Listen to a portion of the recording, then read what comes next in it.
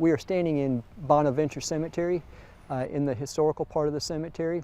There's a little garden area here that we call our colonial garden because it commemorates some of the colonial citizens that are buried in Bonaventure Cemetery, and most of them are buried in nearby vicinity to where we're standing. Bonaventure Cemetery is a formal residential estate where the Mulreens and Tattnall families resided in Savannah. They have a family burial ground within the cemetery that's still part of the cemetery. After the Tattnall family moved on, it was purchased by a local businessman named Peter Wiltberger, who purchased it for the purpose of turning it into a public cemetery.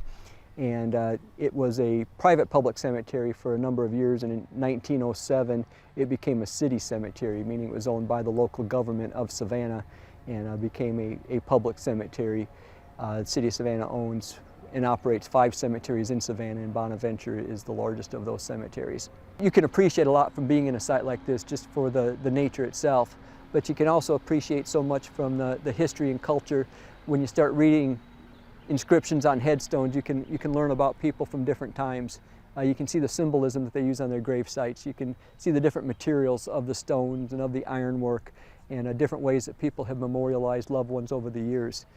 This lot is for the Tattnall family, and it actually was the burial place for the family members when Bonaventure was a plantation.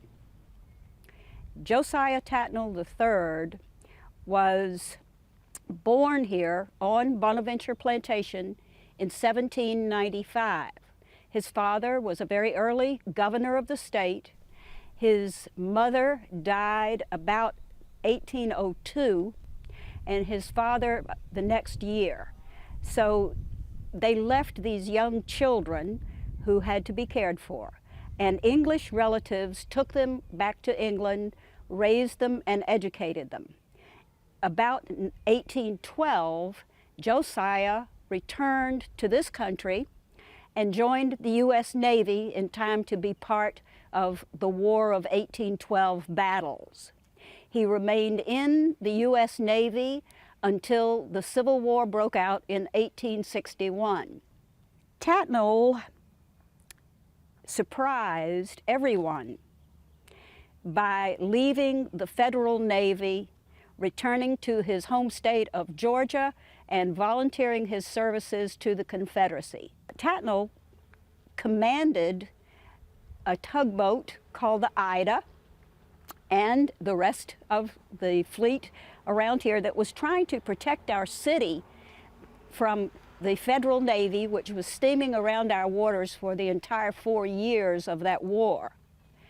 And at one point, he and what he had of ships stood off, or tried to, a huge Federal fleet near Beaufort, South Carolina, Port Royal Sound. And although they lost the battle and were vastly outnumbered, Tattnall really, from that time, was making up for the lack of ships and equipment with sheer guts. He was the man who gave the order in Virginia for the sinking of the Merrimac after it had fought the first battle of the ironclads, and he did so to prevent it from being taken over by the Yankee Navy. He was a man who surprised people. He thought beyond the envelope. Nobody believed that he would have abandoned a successful naval career to come and take over what little there was of a navy for the South, but he did so. We are in front of the lot for the Jones family, which includes Noble Jones and Noble Wimberly Jones, who both came to this colony in 1733 with Oglethorpe. They were tremendously important to the development of this colony because of the multiple skills that they possessed, particularly the father. Noble Jones had a passionate devotion to the English king and the royal method of government.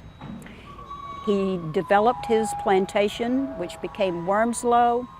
He was involved in all of the activities of the colony, and he maintained his loyalty to the English king. When we came to the point of revolution and division from England, and felt, some of us, that the colony should be governed by its own members rather than people across the Atlantic, Noble Wimberly Jones came into the picture. He had grown into someone who believed that independence from England was the way to go. And while his father was known as the king's man in every way, Noble Wimberly became known excuse me, as the Morning Star of the Revolution, one of the Liberty Boys. And that represented a division among families that was fairly prevalent. Most of us know that during the Civil War it was brother against brother, etc. But a lot of people are not aware that the American Revolution split families in their beliefs about what should happen just as much. And so the Joneses represent the importance of both sides of the picture. They were first buried at Wormslow. Some later members of the family had their remains removed to Colonial Park Cemetery. Then sometime during the 1870s or 80s, other family members determined that it would be best to remove from Colonial Park those remains and reinter them here at what was then a very popular private cemetery called Evergreen of Bonaventure Plantation.